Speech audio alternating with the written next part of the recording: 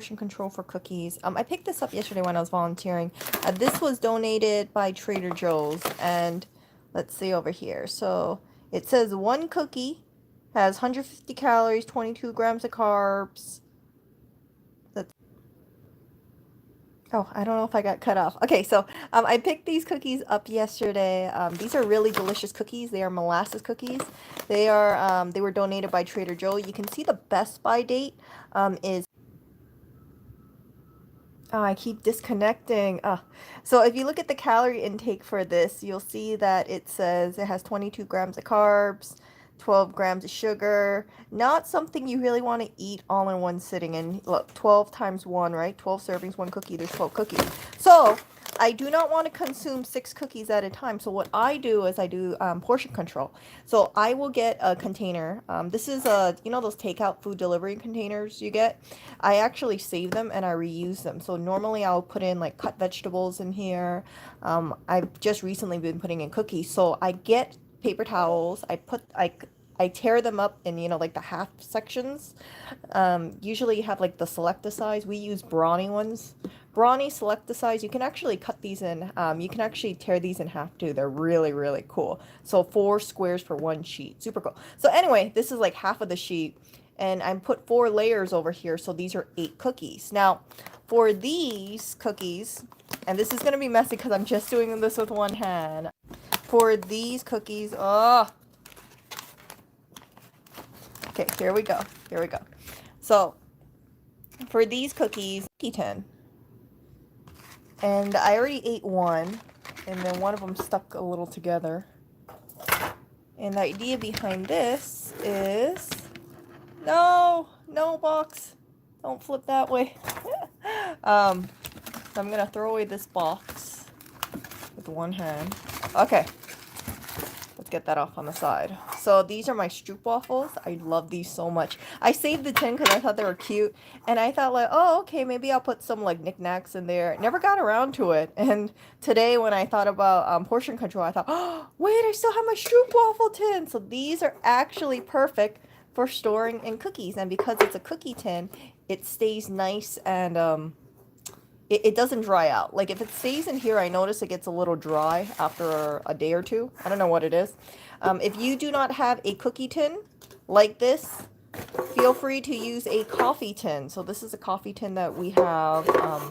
I had it lying around. I was thinking like, oh, Erica, you should use this for coffee or something. And if I did not have a Stroop waffle tin, I would have used this. So I just wanted to share it with you guys. I know some people, they might be doing portion control for cookies and they might say, oh, well, I don't have a, cookie jar. I don't have anything that I can store my cookies in temporarily if I don't want to keep it inside the packaging. Just use what you have. I really like having tins, so cookie tins, save them. This is really a perfect size. I think this is a seasonal tin, but I might be remembering it wrong. It's the Trader Joe's 11.29 ounce. I think this was only like $3 when I got it. But these things, you can use it for a very long time. After I'm done with it, throw it in the dishwasher, dry it out, put it back on the shelf for the next round of cookies. And I'm going to be doing this from now on. So this goes into the freezer. And if when I'm done with these cookies, because I only have 3 cookies on hand, right? They don't fit in here. I will take 1 cookie out, and then I could put it in the microwave and heat it up that way. Alternatively, I could bake it. But normally for me, I usually microwave anywhere from like 40 seconds to a minute. And then that way I just have 1 cookie. I've tried this a few times with the chocolate chip. They were perfectly fine. So it's not like it stays frozen forever. So don't think that if you freeze your cookie like this, it's going to turn, into like some kind of mess or something. I haven't found that with mine. Some people, they say instead of using paper towel, you could use parchment paper. I haven't had any downsides with using the paper towel yet. I haven't had it stick to the paper towel. That's what I've noticed, but maybe some people's cookies might. So, anyway, it's not a big deal to me. So, and I find the paper towel thing a lot more quicker, a lot more easier, rather than just like ripping out parchment paper, and cheaper, right? Because everybody has paper towel lying around. So these are my little tips that I wanted to give to you guys. I don't want you guys to think that, if you want to do this kind of stuff, like it has to be like super, like you got to get like the nice diet containers, or like the meal plan stuff. If you do takeout, I can't say for like a lot of places, but at least in New York, if you get food delivery, a lot of the times they come in these um these little plastic food bins, and if you look at it, um where is it? I can't see it, but there should be a number 5 here somewhere. Hold on, let me find it. I can't find the 5. I don't know where the 5 is. Well, whatever the 5 is, it's there. So I'm just being really, really dense right now. No, I did not see your comment that you made in your in my community post. Which one did you leave? You know what? I'll look for it actually.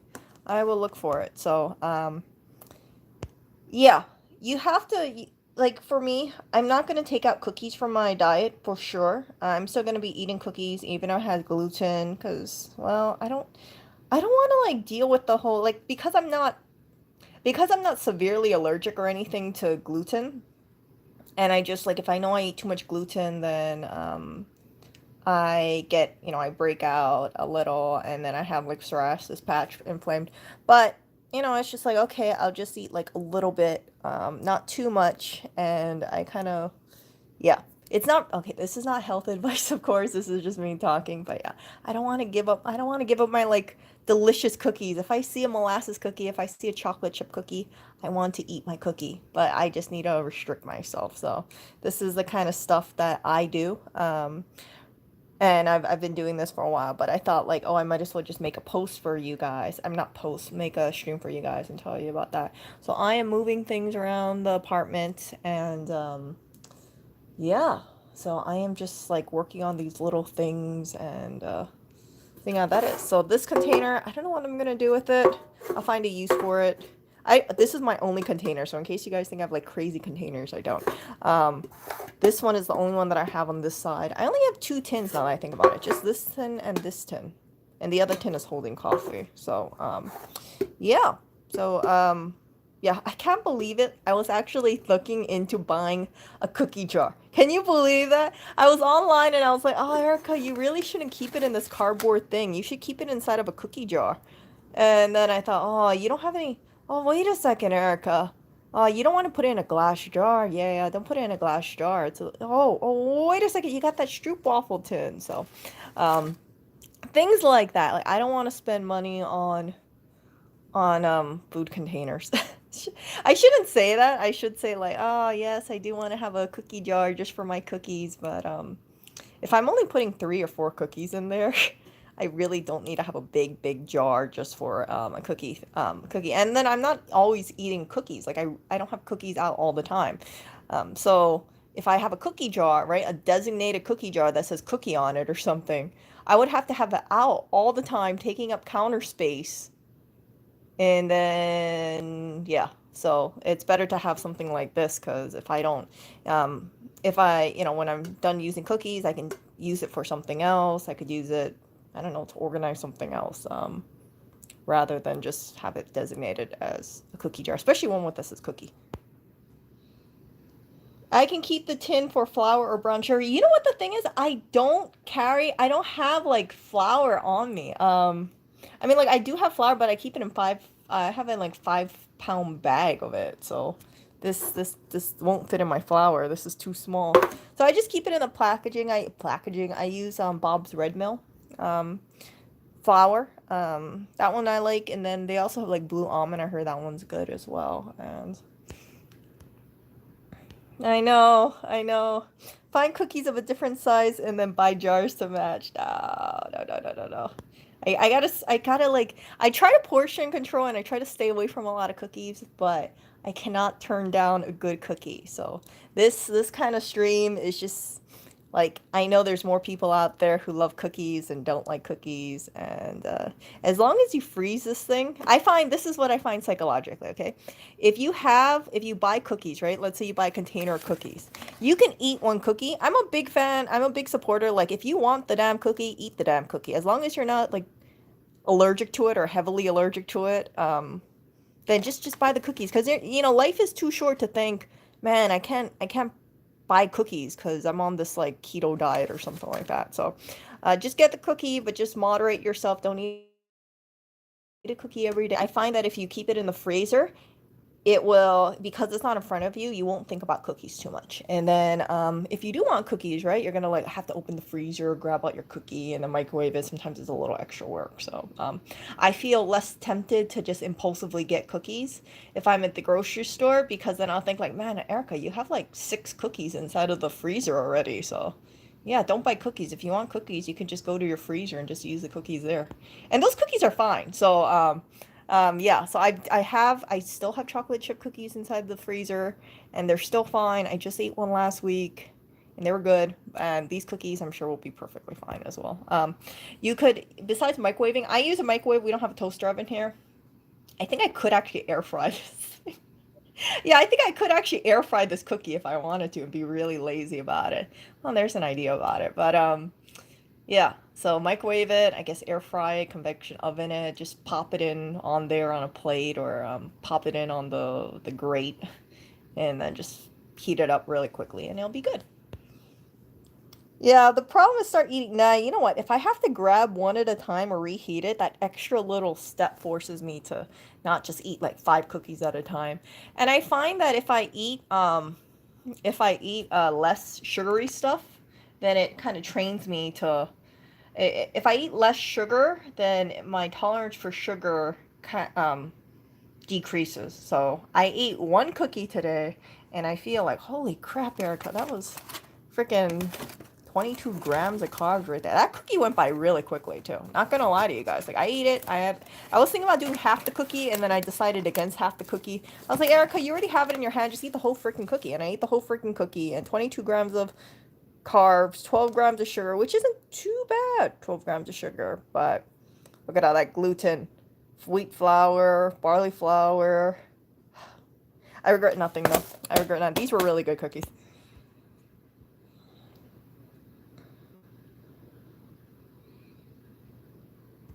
Yeah, so Catherine's thing is she does not have cookies at home. And that's a smart idea, but for me, see, the thing is, like I said, if I'm out and I see a really good cookie, I'm gonna want to eat it. Especially if it's offered to me. So I have a very, yeah, I really should change my YouTube banner pick from like Cookie Monster, but I still love cookies. I don't even know where to find gluten-free cookies here. Like it's such, like it really sucks because like the gluten-free cookie section, and you know, like the low sugar, low carb stuff, it's like hard to find, and it's healthier for you for sure, you know, gluten-free cookies.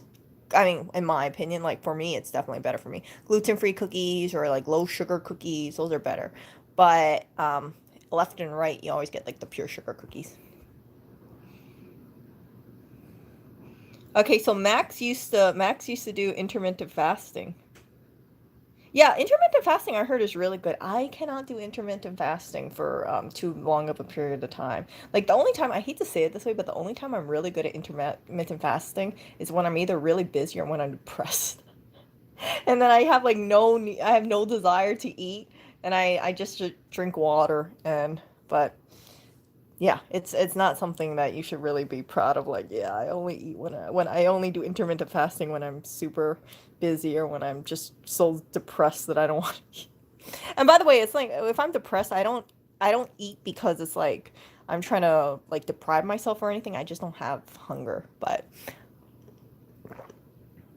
I haven't been depressed in a while, so I'm still eating. I still eat my cookies, kind of thing.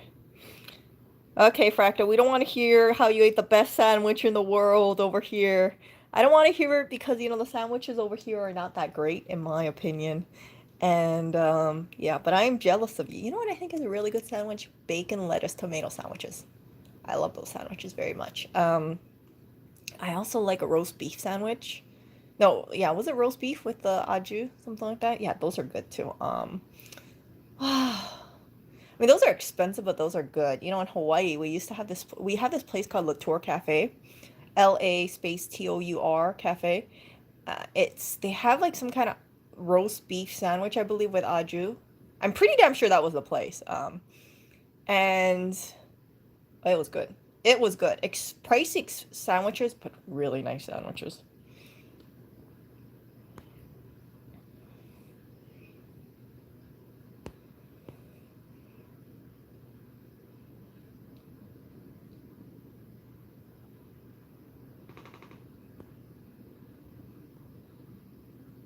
Oh yeah, I heard about that. Oh, look at that, 6 euros. I don't know what that is, but that I don't know what the U.S. conversion is, but I'm sure you get much better value where you are versus New York, land of the overpriced sandwiches.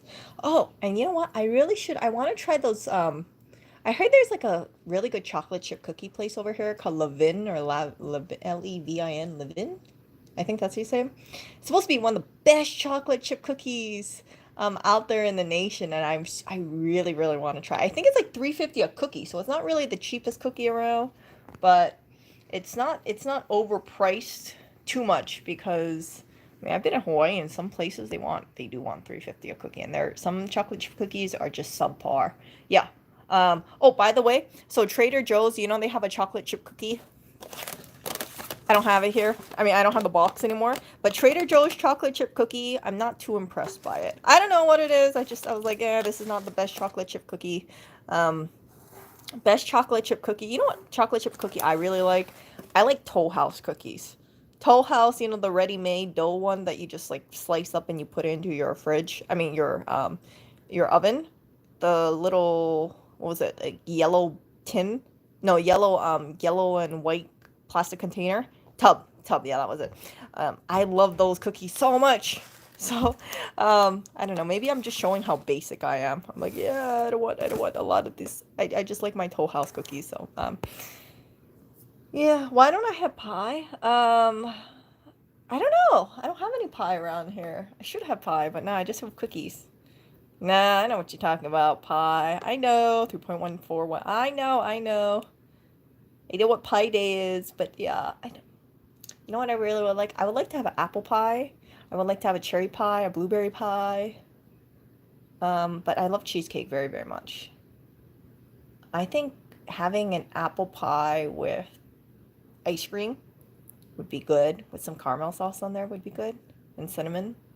Yeah, but I'm not gonna eat that because I gotta stay on the low sugar thing.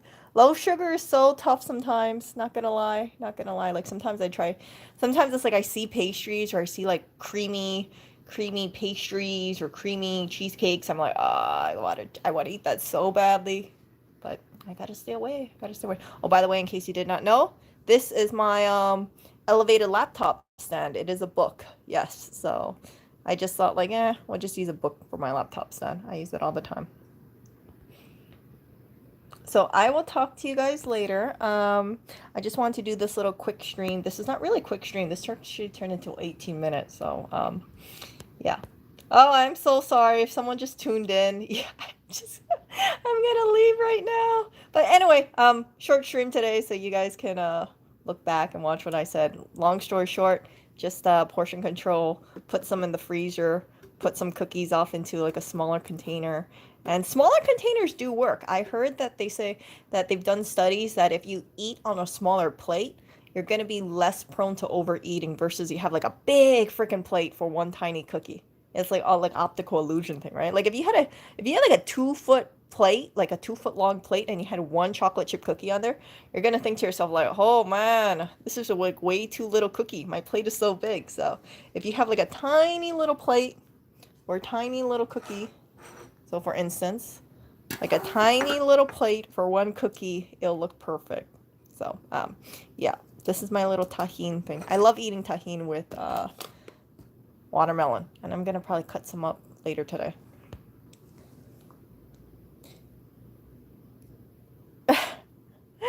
Oh, let's see here. I know. Usually I go really long on my streams, but you know what? I really have to go. You know why? Because my phone is at 5%. I know if I cut off, then the YouTube glitch is gonna happen. So I shall talk to you guys later. See ya.